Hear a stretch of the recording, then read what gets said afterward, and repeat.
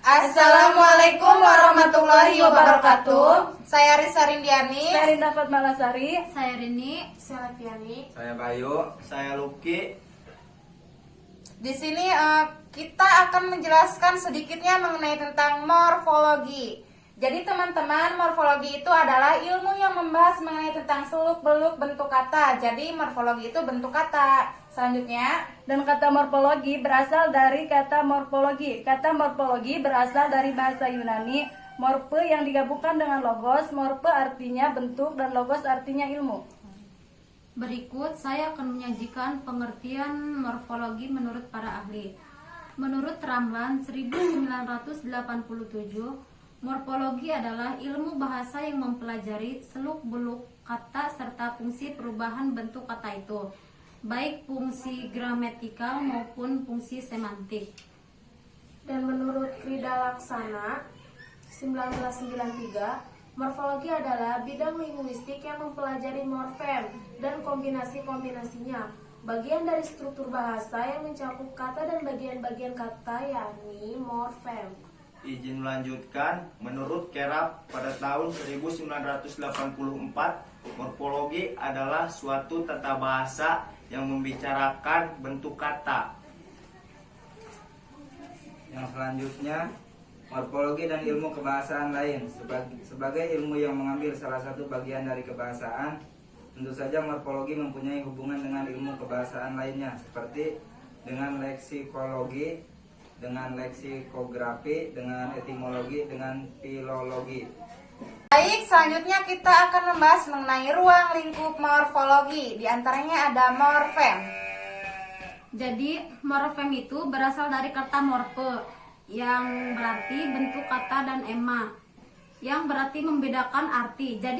Jadi sederhananya morfem itu suatu bentuk terkecil yang dapat membedakan arti. Izin melanjutkan, berikut pengertian morfem menurut beberapa para ahli. Yang pertama, morfem adalah satuan gramatikal terkecil yang mempunyai makna menurut Hair pada tahun 1994. Selanjutnya, morfem menurut Krida Laksana. Morfem adalah satuan bahasa terkecil yang maknanya secara relatif stabil dan yang tidak dapat dibagi atas bagian bermakna yang lebih kecil, misalnya ter, di, pensil, dan sebagainya. Nah, selanjutnya ada contoh-contoh morfem. Morfem itu ada an, contohnya itu makanan, kata dasarnya itu makan, ditambah an jadi makanan. Ada juga di, misalnya dimakan, kata dasarnya makan, jadi kalau ditambah di jadi dimakan. Selanjutnya ada memakan, kata dasarnya makan, kita tambah jadi jadi memakan gitu ya. Selanjutnya ada termakan, kata dasarnya makan ditambah ter jadi termakan. Nah, jadi di sini juga mempunyai makna baru yang berbeda dengan makna dari kata makan. Yang tadi contohnya itu ada makanan, dimakan, termakan, memakan gitu ya. Selanjutnya Klasifikasi morfem.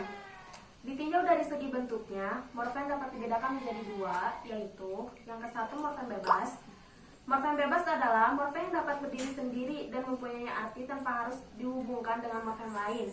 Semua kata dasar tergolong sebagai morfem bebas, misalnya buku, pensil, meja, rumah, dan sebagainya. Contoh-contoh di atas dikatakan morfem karena merupakan bentuk terkecil yang dapat berdiri sendiri dan mempunyai arti.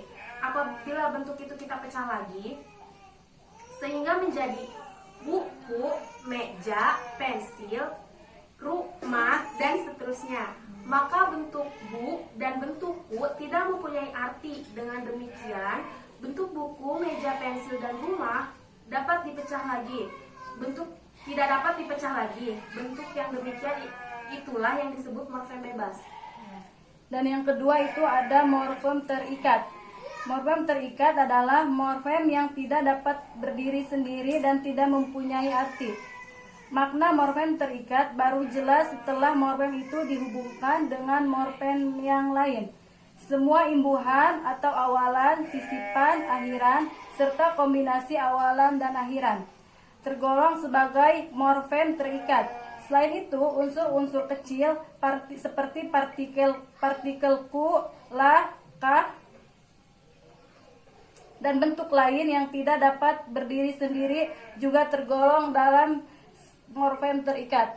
Baiklah, mungkin cukup sekian dari kami. Kurang dan lebihnya mohon maaf. Assalamualaikum warahmatullahi wabarakatuh.